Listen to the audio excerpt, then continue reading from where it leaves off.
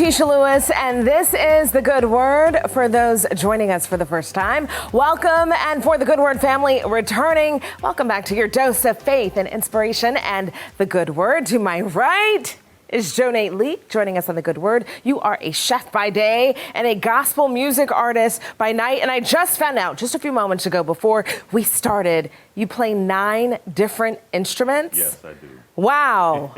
Which ones? So, of course, the organ, which is my favorite, started out on the piano, went to the drums, and then by middle school, high school, I played all the brass instruments, the 3-finger brass. So sousaphone, tuba, trumpet, cornet, French horn. I don't know if I said that already, but that, and of course some other percussion instruments as well. Everything. Yes. Everything, as they say in the DMV. That's the Washington, D.C. metropolitan area. Yes. That's so incredible.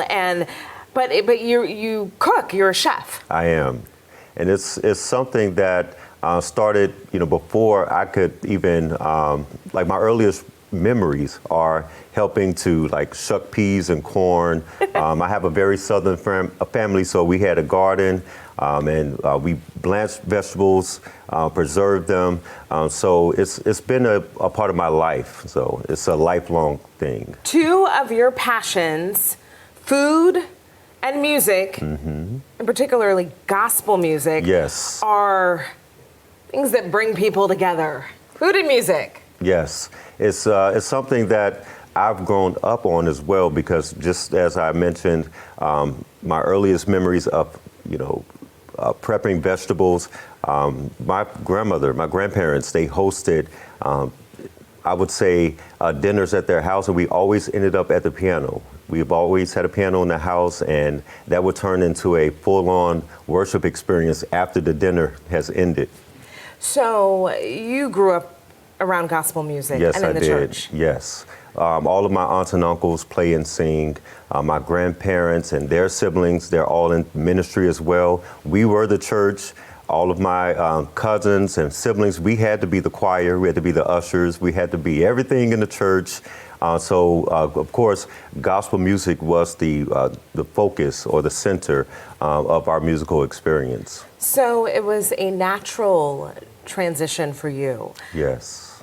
When you decided to embrace that part of your life? I had no choice. And even when I tried to do other things, I've always returned to that root.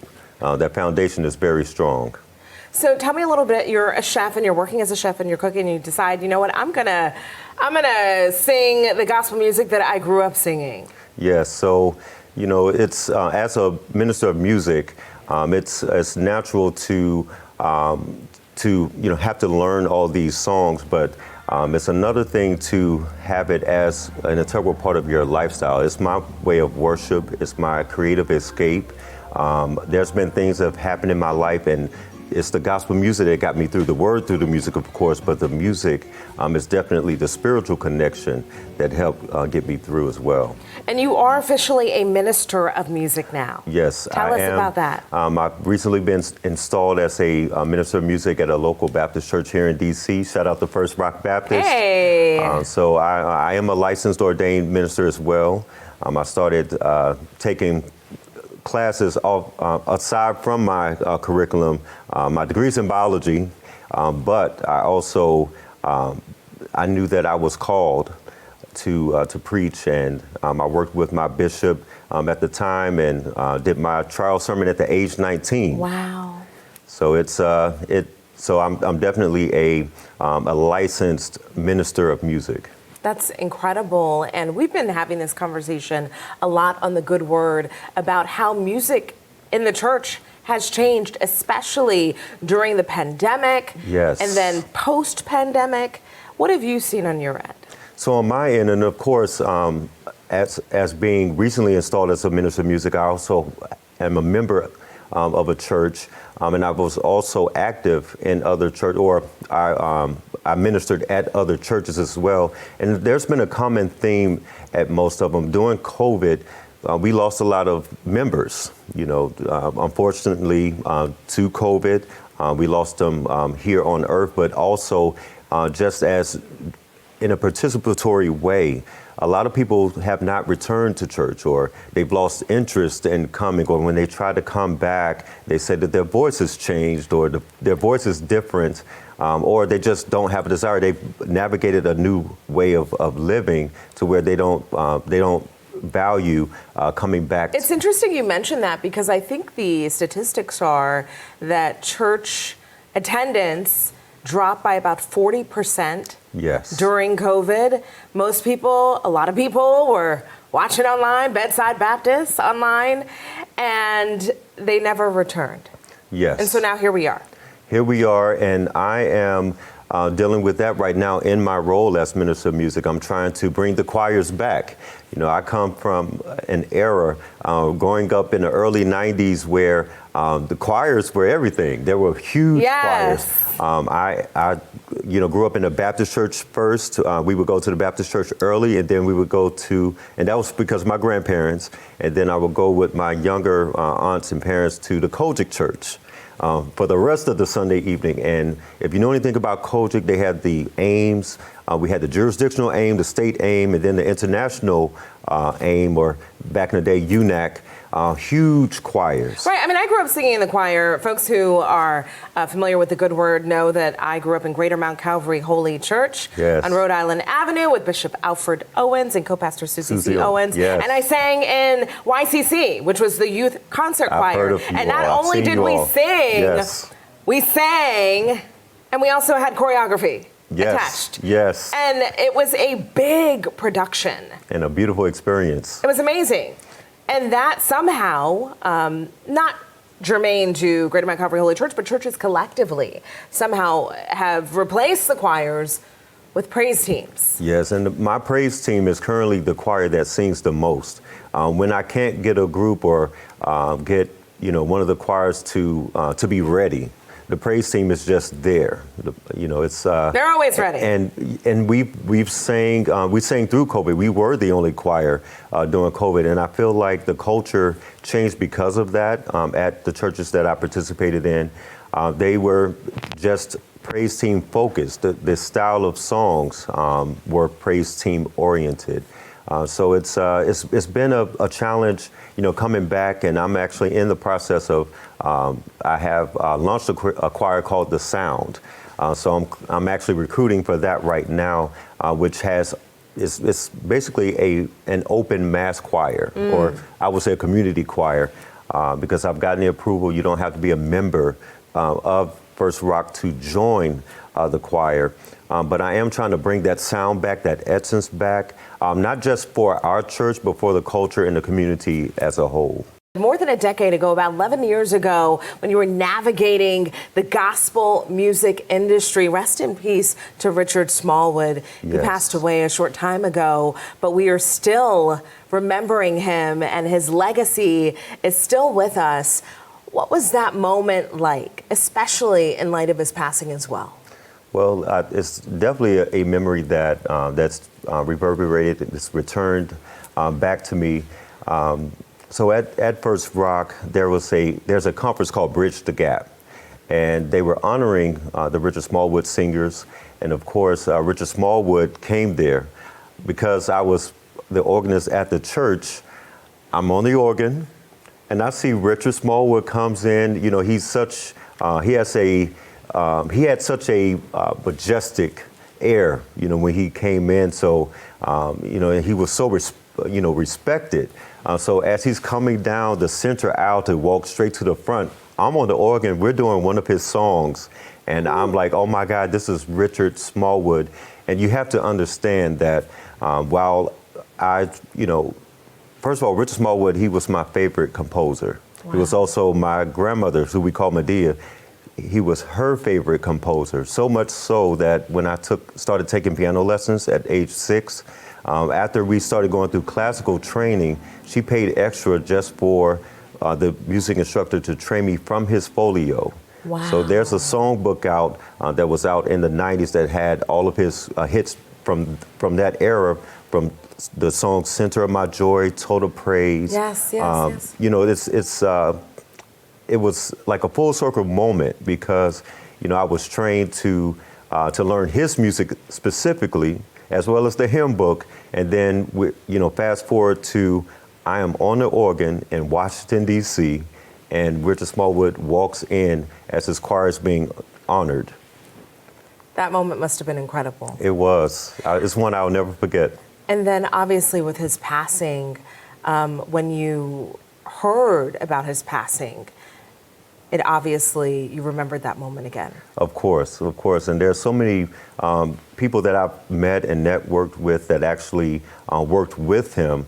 And, I'm seeing them, make all the posts. And, it's just one thing that left me in a place of thankfulness, because his music ministered to me. His music has become anthems. They were already anthems before he passed. Mm-hmm. And I'm honored that I was able to take, albeit a small part in that journey. It's been a very important part of my journey, my gospel identity, as well as my ministry today. You talk about gospel identity, and so much about gospel music has evolved and changed compared to how it was when you and I were coming up. Yes. Are you okay with what's happening today with gospel music? I will say that I am not. I respect the change. I know, there's seasons change, and there's always new techniques and new ways of doing things, but I also appreciate things that were before. If you look at choirs from the golden gospel era, and then you fast forward to to the 90s and even the 2000s, there is a parallel between the two. But I feel like some of that is decades worth, or I would say a century worth of work has been totally diluted. In a sense, I do feel like there's many people who do not appreciate choirs. I've seen posts, and there's this great debate between now not even choirs anymore, because there was choirs and praise team. Now it's gospel and CCM, so it's turned into a totally different. What is CCM? There's so many things I want to say, but it literally stands for Christian contemporary music. Contemporary gospel music. It is a totally different style from gospel, coming from the Kojic Church, and that I do identify as Kojic, although I'm a minister of music at a Baptist church. I just love the Pentecostal sound. I love the flavor. Mm-hmm. Even in my music that I put out, you can hear some of it. I don't hide or try to, soften my voice. I like the Hammond B3 organ. That's my favorite instrument. I like that sound. And it's something, it's a special, it's a extraordinary experience to hear a choir with the organ. It's just becoming a lost art. It sounds like you want to bring back the choir. I do want to bring back the choir. How do you bring back the choir? Well, for one, we have to be aware and put it out there. There's a lot of memes that I've seen. There's a lot of videos that have gone viral and I'm loving every video that I see, every video that comes into my inbox when they show like Hezekiah Walker, or how the choirs were in the 90s, or even the hairstyles. They're saying like, what type of Sunday you were going to have when you see these hairstyles. Yeah. So I think it's clever how it's being portrayed out there, things that are not even concerning the voice, but things from the robe style and hairstyles, letting people experience it or, get introduced to it that way. So, I grew up in the church and I grew up singing in the choir as well. And I remember there was children's choir, and then it was very exciting when you moved up to the choir with the teenagers. Yes. And I was in that choir, obviously, until I went off to college and then sang in the choir at college. It was a gospel fusion of, all the students. And it was good times. But now, as you mentioned, many churches have praise teams. There's a mass choir. I have a daughter, and, she sings in the choir for, the Christmas celebration or special occasions, but in terms of the children's choir that, sang every third Sunday or what have you, that seems like something of the past. And even though you're working to bring back the choir, it seems like this may be the model that exists at many churches for so many different reasons. And it sounds like it's going to be a challenge. Yes, because, in order to do it, the people have to be here. The children have to be here. The teenagers have to be here. The adults have to be here. You can't practice. You can't just send a group message of a song and say, we're doing this Sunday. No, you need to practice. They need to be here. Choir rehearsal has to happen. Yes, and that's one of the things that I'm satisfied with the growth that we've experienced. So we have reestablished the youth choir at my church. We do have a young adult group called Fearless Praise. The men's choir, it's just 6 of them right now.